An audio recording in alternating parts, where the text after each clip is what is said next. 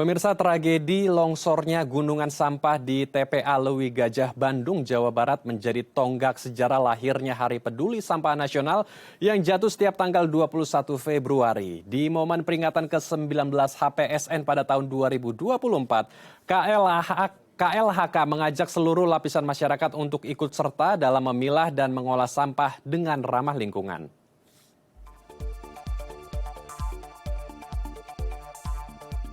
Setiap tanggal 21 Februari, Indonesia memperingati Hari Peduli Sampah Nasional. Hal tersebut dipicu dari peristiwa meledaknya gas metana dari tumpukan sampah dan longsornya sampah yang telah melewati kapasitas maksimal di tempat pembuangan akhir sampah di Lewi Gajah, Bandung, Jawa Barat. Peristiwa yang terjadi 21 Februari 2005 lalu ini mengakibatkan 157 warga tewas dan menjadi pengingat bahwa masalah sampah perlu penanganan serius. Pada peringatan HPSN ke-19 di tahun 2024, KLHK akan fokus pada langkah mengatasi sampah plastik karena jenis limbah ini masih jadi isu serius dan menjadi isu global karena sifatnya yang lintas batas. Menurut data Kementerian Lingkungan Hidup dan Kehutanan, ada 12,87 juta ton per tahun sampah plastik yang dapat merusak lingkungan. Untuk itu perlu keterlibatan semua pihak untuk meneguhkan tekad dalam menuntaskan permasalahan sampah secara sistematis, konsisten, dan berkelanjutan, dengan memilah dan mengolah sampah secara mandiri. Ya, untuk membahasnya lebih lanjut, kami telah terhubung langsung dengan Rosa Vivin Ratnawati, selaku Dirjen Pengelolaan Sampah Limbah B3 Kementerian Lingkungan Hidup dan Kehutanan atau KLHK. Kita langsung sapa narasumber kita. Selamat siang, Bu Vivin. Assalamualaikum, apa kabar di sana, Bu? Waalaikumsalam. Selamat siang, Mas. Alhamdulillah sehat. Baik, kita langsung saja membahas tentang HPSN di tahun 2024 ini, di mana sampah ini memang menjadi masalah pelik yang sulit sekali untuk diselesaikan. Dan HPSN ini berasal dari awal mula peristiwa Gunung TPA yang ada di Bandung ya, namanya Lewi Gajah. Mengapa peristiwa tersebut menjadi sangat penting dan pengingat supaya HPSN ini bisa muncul? Sebetulnya apa makna dan juga narasi di belakangnya, Bu Vivin? Ya, jadi begini, 18 tahun yang lalu terjadi longsoran sampah di TPA Lewi Gajah. Kurang lebih ada 150-an orang meninggal. Begitu tragis, orang meninggal terkena longsoran, tapi longsoran sampah. Berarti pengelolaan TPA tersebut tidak bagus banget gitu loh. Sampah hanya ditumpuk-tumpuk dan kemudian pada saat itu juga ada situasi hujan dan sebagainya, kemudian terjadi longsor. Nah, oleh karena itu kan terjadi tahun 2005. Nah, dalam perjalanannya kemudian peristiwa tersebut menjadi latar belakang bahwa sampah harus diatur secara serius. Pada saat itu sudah ada Undang-Undang 2397 tentang pengelolaan lingkungan hidup. Tapi dirasa masih belum cukup. Dengan kejadian itu maka kemudian Komisi 7 DPR RI ketika itu akhirnya berinisiasi untuk mengundangkan Undang-Undang Pengelolaan Sampah sendiri. Dikeluarkan dari Undang-Undang Pengelolaan Lingkungan Hidup. Nah, akhirnya Undang-Undang 18 tahun 2008 lahir, Undang-Undang Pengelolaan Sampah namanya, dan merubah mindset, yaitu bahwa sampah yang semula dilaksanakan dengan kumpul, angkut, buang, tapi sekarang dilakukan dengan bagaimana sampah itu bisa dikelola sehingga menghasilkan manfaat ekonomi. Demikian, Mas. Mengelola sampah dengan bijak sehingga bisa menjadikan sebuah penghasilan ya, seperti tema HPSN tahun ini, yaitu atasi sampah plastik dengan cara produktif. Ini Betul. apa sebetulnya tujuan dari penentuan makna ini? Apakah seperti yang tadi sudah dibahas oleh Bu Vivin untuk mengajak masyarakat lebih bijak lagi, lebih kreatif lagi untuk mengelola limbah rumah tangganya? Iya, jadi begini. Sampah itu mungkin waktu masih kecil kita ya, itu kan diajarin orang tua kita jangan buang sampah sembarangan atau buanglah sampah pada tempatnya. Kalau sekarang itu kita sudah berubah. Buang sampah sesuai dengan jenis sampahnya. Pilah sampah dari rumah. Kenapa? Karena kalau kita membuang sampah secara terpisah ya kita pilah, maka sampah itu bisa dikelola lanjutan. Dan ternyata dalam perjalanannya sampah itu tidak hanya kemudian dibuang ke TPA, tapi sampah itu bisa digunakan kembali. Ada yang organik, ada yang anorganik. Yang organik itu bisa dijadikan maggot, pakan ikan, pakan ternak, itu sekilonya 50.000 loh Mas. Hmm. Kemudian ada sampah anorganik, ada plastik, ada kertas, ada besi dan sebagainya. Nah, itu semua adalah bahan baku. Kenapa sekarang kita milih dengan cara produktif? Yaitu supaya sampah itu tidak terbuang ke TPA, Mas. Jadi rupanya sampah kalau sudah kumpul nih, bagus ya. Terus kemudian kita bawa ke TPA. TPA kan terbatas lahannya. Dan kemudian TPA itu kalau kita buang sampah dicampur dan tidak dikelola lanjutan. Tahun lalu Mas, ada 35 TPA seluruh Indonesia terbakar. Ingat kita kan panas sekali pada tahun lalu ya. Panas sekali, kering udaranya. Sehingga TPA-nya banyak terbakar. Kenapa terbakar? Karena TPA-nya tidak dikelola dengan baik dan gas metan itu keluar ke udara yang menghasilkan emisi. Dan kalau ada yang korek-korek sampah di situ sambil merokok misalnya dibuang, nah itu bisa menghasilkan, bisa terbakar. Bayangkan Mas, selama ini belum pernah ada TPA terbakar, tapi baru tahun lalu dengan kondisi yang panas terbakar. Kenapa? Ya itu tadi, karena sampahnya oke lah kita kumpul, angkut, kita buang di TPA. Nah, TPA lahannya terbatas, dia lakukan dengan open dumping, tidak dikelola. Nah, pada akhirnya menghasilkan emisi, bisa terbakar, dan kita punya bahan baku menjadi terbuang. Dan satu lagi, Mas, bahan baku untuk scrap plastik, scrap kertas yang sebetulnya berasal dari sampah, ya, tapi dipilah dan dipotong-potong, itu 30%-nya masih impor, Mas. Bayang dengan sampah yang kita punya 69,2 juta ton dan sampah plastiknya sekitar 12 juta ton, itu 30%-nya masih diimpor untuk bahan baku recycle industry. Itu kenapa? Karena tidak dipilah. Itulah Mas. Jadi akhirnya terbuang ke TPA. Iya. Sebelum masuk ke bahan baku daur ulang dan juga sampah impor yang menjadi permasalahan pelik, saya ingin masih mendalami di TPA ya, karena pemerintah juga menargetkan di tahun 2030 mendatang, pemerintah ingin warga tidak membuang sampah lagi di TPA seperti yang tadi Ibu Vivin sudah jelaskan. Tetapi pertanyaannya, kenapa warga kita sulit sekali untuk melakukan pengelolaan, pemilahan, kemudian daur ulang, padahal di satu sisi pemerintah menggencarkan sekali untuk masyarakat bijak mengelola sampah. Permasalahannya di mana, Bu Vivin? Mindset, Mas. Culture. Kita masih belum terbiasa dengan memilah sampah dari rumah.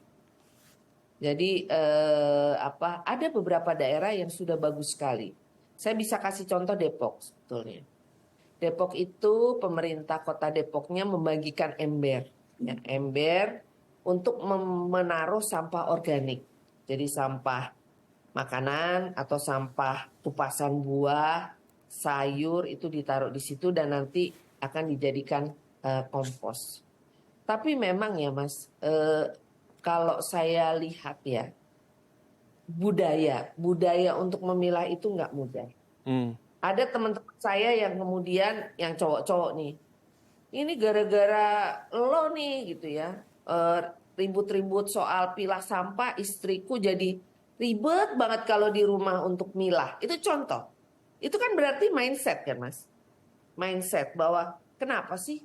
Ada juga yang bilang begini, kita udah bayar retribusi sampah, terus ngapain kita sibuk-sibuk untuk memilah dari rumah.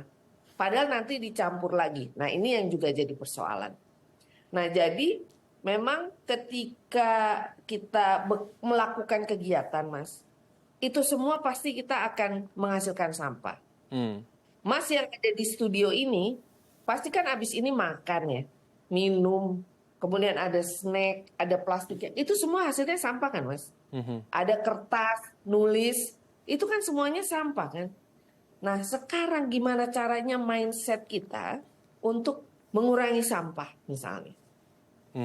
Dengan misalnya pakai digital aja di kantor, tidak pakai sampah. Atau misalnya membuangnya dari kantornya, kemudian kita pilah.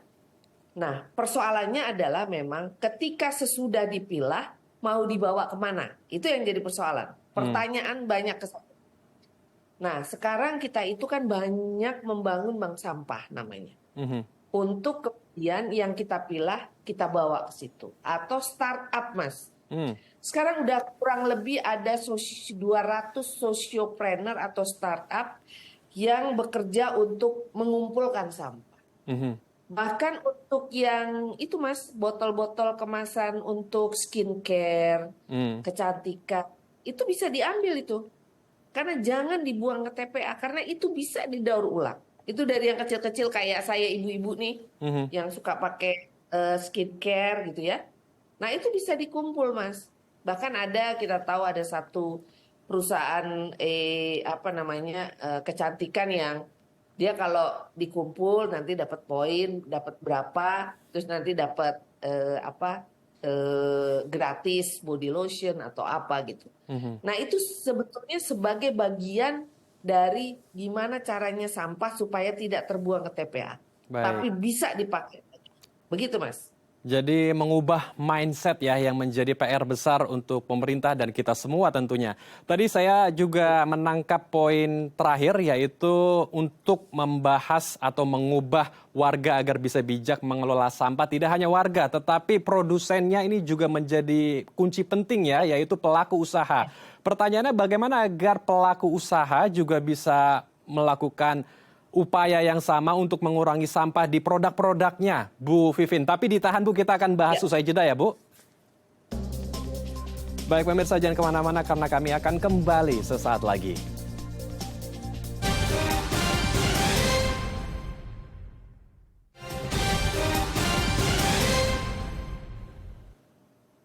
Terima kasih pemirsa, Anda masih bersama kami di Halo Indonesia. Kita akan lanjutkan diskusi hangat kita bersama dengan Ibu Rosa Vivin Ratnawati, selaku Dirjen Pengelolaan Sampah Limbah B3 dari Kementerian Lingkungan Hidup dan Kehutanan atau KLHK.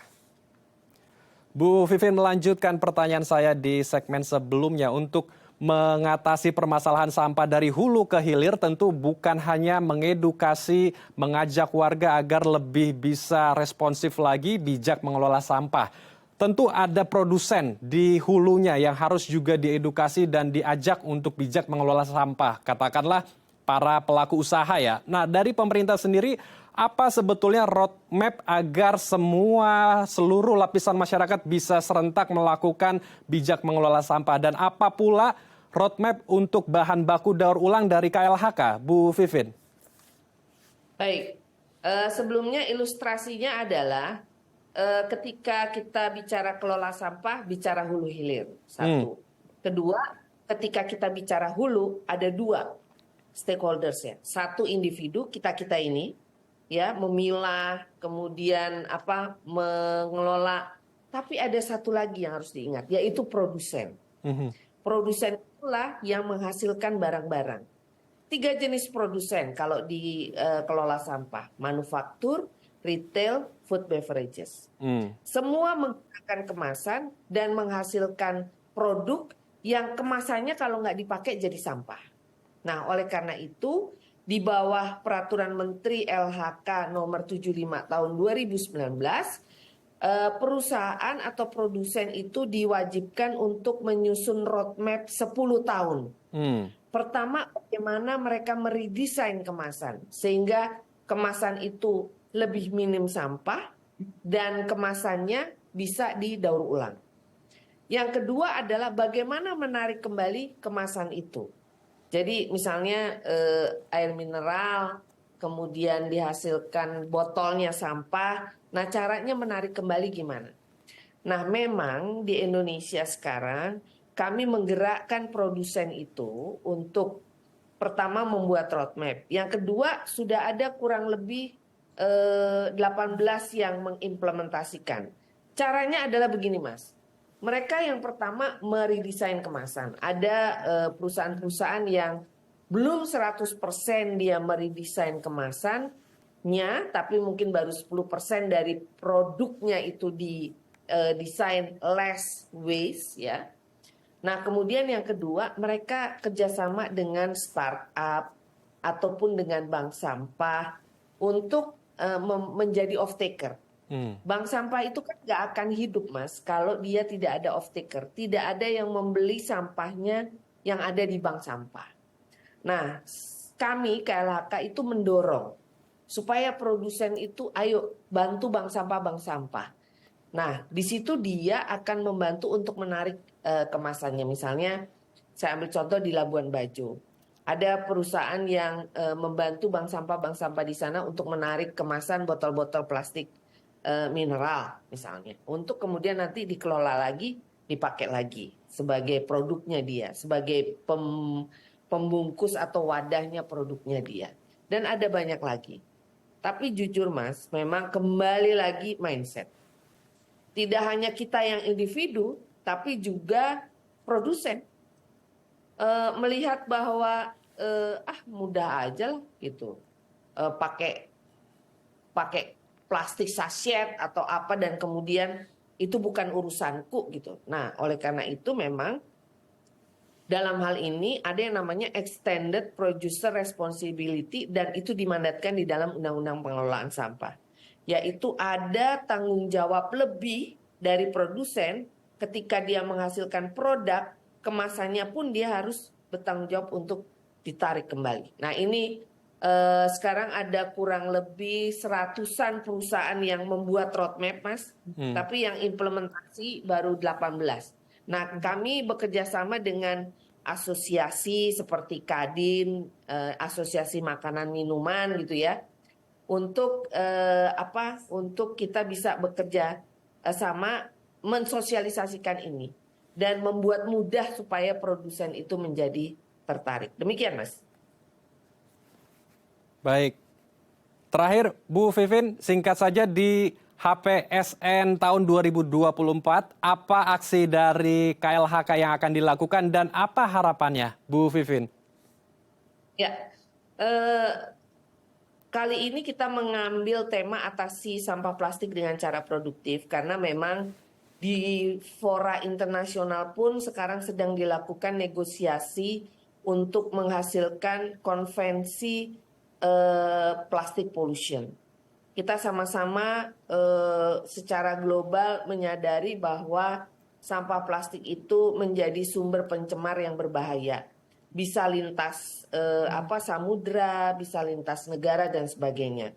Nah, untuk itu memang kami mendorong perusahaan-perusahaan atau industri yang menghasilkan sampah plastik itu bisa mengelola. Nah, salah satu yang kami lakukan dalam momentum ini adalah mempertemukan bagaimana startup, bank sampah itu ketemu dengan off-taker-nya, yaitu produsen. Yang sebetulnya mereka membutuhkan bahan baku ini. Nah, salah satunya adalah hal tersebut. Selain kami bersama dengan Ibu Menteri Siti Nurbaya juga akan melakukan bersih negeri serentak awal Maret ya, untuk kita bisa kemudian membersihkan sungai, laut ya, pantai dari sampah plastik. Dan tentu saja saya juga berpesan nih, kalau boleh nih Mas, siapapun yang melakukan bersih-bersih laut, sungai, pantai, tolong dipilah sampahnya. Jangan semua dibawa ke TPA. Kalau yang bisa didaur ulang, tolong bawa ke bank sampah, atau ada sosiopreneur, ada TPS 3R, pusat daur ulang, untuk kemudian dikelola lagi. Saya minta betul TPA jangan dijadikan tempat untuk membuang sampah langsung begitu saja, tapi sampahnya harus dikelola. Hanya residu yang dibuang ke TPA. Demikian, Mas. Baik, kita harapkan diskusi kita dan HPSN tahun 2024 bisa mengajak masyarakat, mengubah mindset masyarakat, bisa menjadi lebih ramah lingkungan dan tentunya bisa bijak mengelola sampah dari rumah. Terima kasih Bu Vivin telah bergabung bersama kami di Halo Indonesia. Salam sehat. Assalamualaikum Bu Vivin. Waalaikumsalam. Terima kasih, Mas. Pemirsa, Yayasan Buddha Seci Cabang Sinarmas memberikan bantuan sepeda motor untuk perpustakaan keliling TBM Lentera Pustaka di Kabupaten Bogor, Jawa Barat. Informasinya usai jeda di Halo Indonesia.